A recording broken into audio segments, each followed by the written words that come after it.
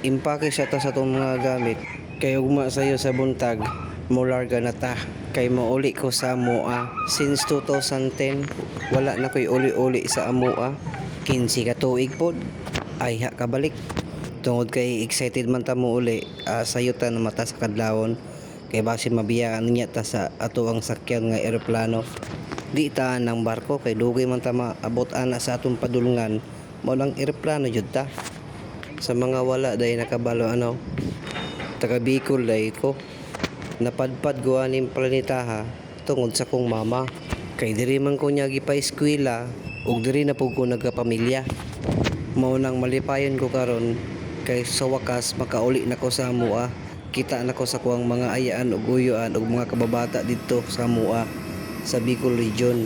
So balik karon na naabot na ta diri sa airport ug nakasakay na pud ta sa eroplano. Lami man diri kay basta first time nimo na sila ipalibre ang kape. Bahalag mahal ang pamasahe. Nindot man day mo sakay og eroplano kay kita mo tanan hasta mga chismosa nga silingan. So bali day 1 hour and 30 minutes sa atong biyahe. Then naabot ta ta sa Manila. Sa loob po lamang ng ilang sandali, tayo ay lalapag na. Tiyakin na nakakabit ang inyong mga seatbelt. Sa lahat ng cabin crew, manatiling nakaupo at nakakabit ang seatbelt. So wala ta nagdahom naabot ta tag Manila.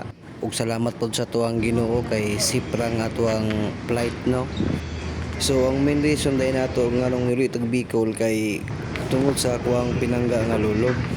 Nagpadako nako, nagdisiplina nako, nibunal nako, ug labaw sa tanan ni pangga nako.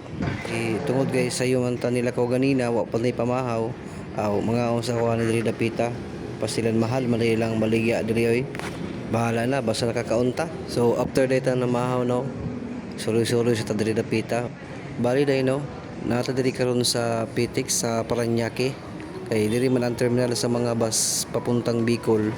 Magbook sa taog ticket padulong Bicol. Bali 12 hours day atong biyahe padulong Bicol. Medyo laylayon pa jud tani. Sige lang at least nakaulit jud ta ug makita nato ato ang pinangga nga lulo, kinakusgang lulo.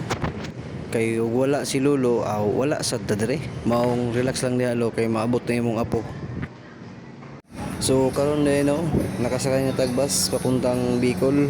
Mga 12 hours to 13 hours atong biyahe. Bahala na basta makauli ta sa tuwa. Kay kanus pa man ta muli inig wala na ang atong mga pinangga sa atong kinabuhi. Time check 6 PM na sa hapon. Layo-layo pa jud ta. Pero sige lang. Makita lang ta sa atong mga pinangga. Munang mintras nga piskay patong lawas ato jud gahinan ang atong mga pinangga sa atong kinabuhi. Ato jud silang uliol kay kanus pa man ta muli inig wala na sila. Aya dayon tayo magtapok-tapok ug wala na sila. Hilak-hilak dayon lami kitang parason. Sa buhi pabitaw sila nganong wala man ni uli. Nganong wala man nagtapok-tapok.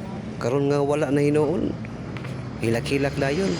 So after 12 hours dayon naabot ta diri sa Naga, Bicol na ni siya. Bali musakay pa ta og isa ka sakyanan, isa ka bus para padulong sa Amoa.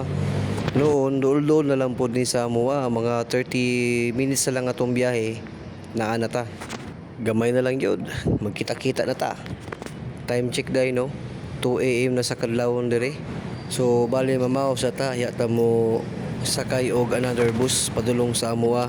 Duol-duol na lang po 30 minutes na lang atong biyahe. Di lalim jud ning biyahe oy. Kapuya ug gutom. 12 hours atong biyahe kanina pero okay ra. So karon na nakasakay na tagbas. Last na jud abot na jud ta. After 15 years nakauli ra jud. Kauli na jud ta sa atong gidak-an nga lugar.